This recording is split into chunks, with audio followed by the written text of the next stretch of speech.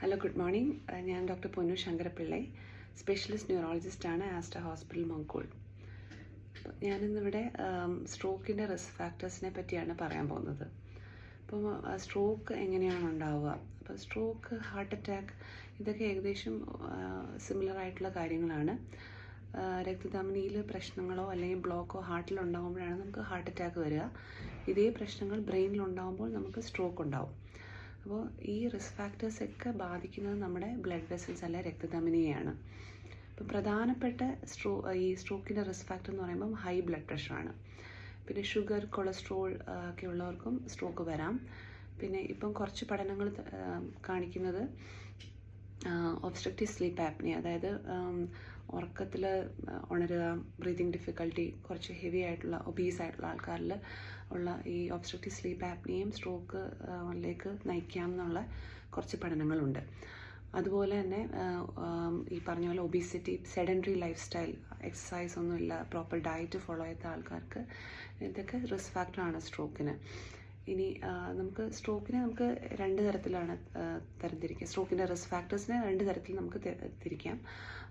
ഒന്ന് modifiable risk factor എന്ന് പറയും. അത് നമുക്ക് ചേഞ്ച് ചെയ്യാൻ പറ്റുന്ന റിസ്ക് ഫാക്ടേഴ്സ്. അതാണ് ഈ പറഞ്ഞ BP, കൊളസ്ട്രോൾ, അതൊക്കെ നമുക്ക് മരുന്ന് കഴിച്ച് കൺട്രോൾ ചെയ്യാവുന്നതാണ്. അല്ലെങ്കിൽ ഒബീസിറ്റി ഉണ്ടെങ്കിൽ എക്സസൈസ് ചെയ്ത് കുറയ്ക്കാം, അങ്ങനെയുള്ള കാര്യങ്ങൾ. നോൺ മോഡിഫയബിൾ റിസ്ക് ഫാക്ടേഴ്സ് എന്ന് പറഞ്ഞാൽ നമ്മുടെ ഏജ് അല്ലെങ്കിൽ നമുക്ക് ഫാമിലി ഹിസ്റ്ററി ഉണ്ടെങ്കിൽ ഇതൊക്കെ നോൺ മോഡിഫയബിൾ ആണ്. ഇനി സ്മോക്കിംഗ് എന്ന് പറഞ്ഞാൽ വളരെ പ്രധാനപ്പെട്ട ഒരു റിസ്ക് ഫാക്ടറാണ്. ഐ വുഡ് സേ BP, കൊളസ്ട്രോളിനെക്കാട്ടിലൊക്കെ കൂടുതൽ ഏറ്റവും ഒരു ഇമ്പോർട്ടൻ്റ് ആയിട്ടുള്ള അല്ലെങ്കിൽ ഏറ്റവും കൂടുതൽ ഒരു കോസറ്റീവ് ആയിട്ടുള്ള ഒരു ഫാക്ടറാണ് സ്മോക്കിംഗ് സ്ട്രോക്കും ഹാർട്ട് അറ്റാക്കിനും. സ്മോക്കിംഗ് അല്ലെങ്കിൽ ഹെവി ആൽക്കഹോൾ കൺസംഷൻ, ഒരുപാട് മദ്യപിക്കുന്നവർ, ഡ്രഗ് അബ്യൂസ്, ഇതൊക്കെ റിസ്ക് ഫാക്ടേഴ്സാണ്. പിന്നെ കുട്ടികളിലും ചെറുപ്പക്കാരിലും വരെ നമുക്ക് സ്ട്രോക്ക് വരാം. ചെറുപ്പക്കാരിലെ റീസൺസ് സ്മോക്ക് ചെയ്യുന്നവർ, ഹെവി ആൽക്കഹോൾ കൺസംഷൻ, പിന്നെ അതുപോലെ തന്നെ ചെറുപ്പക്കാരിലും കുട്ടികളിലുമാണെങ്കിൽ ഹാർട്ടിൻ്റെ എന്തെങ്കിലും പ്രശ്നമുണ്ടോ നമ്മൾ നോക്കണം. ഹാർട്ടിൽ പ്രശ്നം എന്ന് ഉദ്ദേശിക്കുന്നത് ചിലർക്ക് PFO എന്നുള്ളൊരു കണ്ടീഷൻ ഉണ്ടാവും. PFO എന്ന് പറഞ്ഞാൽ നമ്മുടെ ഹാർട്ടിൻ്റെ ചേമ്പേഴ്സ് തമ്മിലുള്ളൊരു കണക്ഷനാണ്. അത് നോർമലായിട്ട് അങ്ങനെ ഉണ്ടാവാൻ പാടില്ല. അപ്പോൾ ഈ കണക്ഷൻ സാധാരണ എക്കോയിൽ നമുക്ക് മനസ്സിലാവത്തില്ല. അപ്പം TEE എന്നുള്ളൊരു എക്കോ ചെയ്ത് നോക്കേണ്ടി വരും. ആ TEE എന്നുള്ള എക്കോ ചെയ്ത് നോക്കുമ്പോൾ നമുക്ക് എന്തെങ്കിലും ഹാർട്ടിന് ഇതുപോലുള്ള ഹോൾ അല്ലെങ്കിൽ PFO ഉണ്ടോ എന്ന് നമുക്ക് മനസ്സിലാക്കാൻ പറ്റും. പിന്നെ ചിലപ്പോൾ ഹാർട്ടിൻ്റെ മിടിപ്പിന് വ്യത്യാസം ഉണ്ടെങ്കിൽ നമുക്ക് സ്ട്രോക്ക് വരാം. അതിന് ഏട്രിയൽ ഫിബ്രിലേഷൻ എന്നാണ് പറയുന്നത്.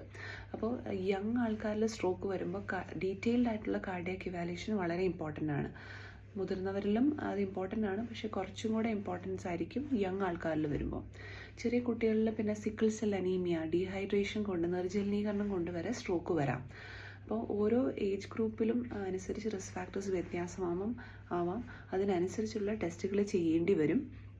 ട്രീറ്റ്മെൻറ്റും അതിനനുസരിച്ചായിരിക്കും. ഹാർട്ട് കണ്ടീഷൻ ഉള്ളവർക്ക് കുറച്ചും കൂടെ സ്ട്രോങ് ആയിട്ടുള്ള ബ്ലഡ് തിന്നേഴ്സ് പോലുള്ള മരുന്നുകൾ കൊടുക്കേണ്ടി വരും. അപ്പോൾ ഇതൊക്കെയാണ് റിസ്ക് ഫാക്ടേഴ്സ്. Thank you.